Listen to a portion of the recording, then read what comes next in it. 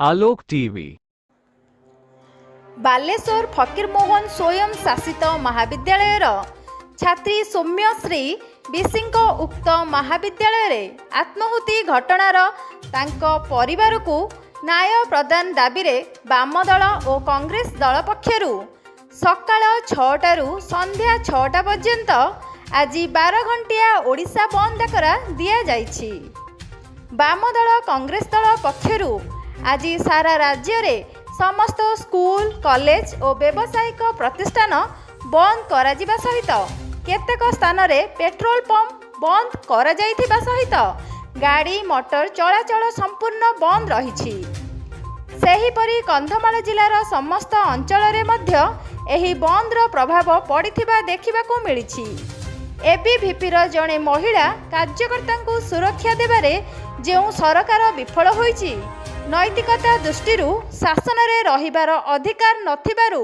मुख्यमंत्री और उच्च शिक्षा मंत्री तांको पदवी तुरंत इस्तीफा प्रदान करने घो उदयगिरी ब्लॉक और नगर कांग्रेस पक्षरु दृढ़ दाबी करा जाइछि। एही बंद जोगु जनसाधारण नाही नथिबा असुविधार सम्मुखीन हेउथिबा देखिबाकू मिलिछि। जातीय कांग्रेस जिंदाबाद जिंदाबाद मोहन माझी छी छी छी छी छी मोहन माझी छी छी छी छी छी BJP down down down down down down BJP down down ISC छिटा बहुत रिक्वेस्ट करथिला ताकर जो प्रॉब्लम पूरा से केस कले से बहुत रिक्वेस्ट करथिला सरकार को सरकार को कोनोसी प्रकार ताकर सुनि नथिले आज सरकार को पाई से ताकर निजर जीवन ताको से निजे होरे तो सरकार को आम गोटे विषय चाहूँ तो मोहन माझी इस्तीफा दिवत से दाबी आज्ञा ये समय मुझे कहवाक चाहे ये डबल इंजिन सरकार मोहन माझी सरकार मोदी सरकार महिला मानू सुरक्षा देवार विफल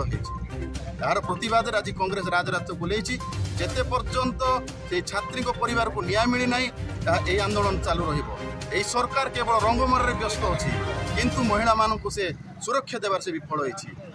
से आम आज राजरास्ता बुलेचु ए प्रकार भाव में कांग्रेस तार आंदोलन जारी रहा महान जननायक राहुल गांधी यही प्रसंग प्रति गुरुतर भाव नहीं आगामी दिन में आंदोलन कर।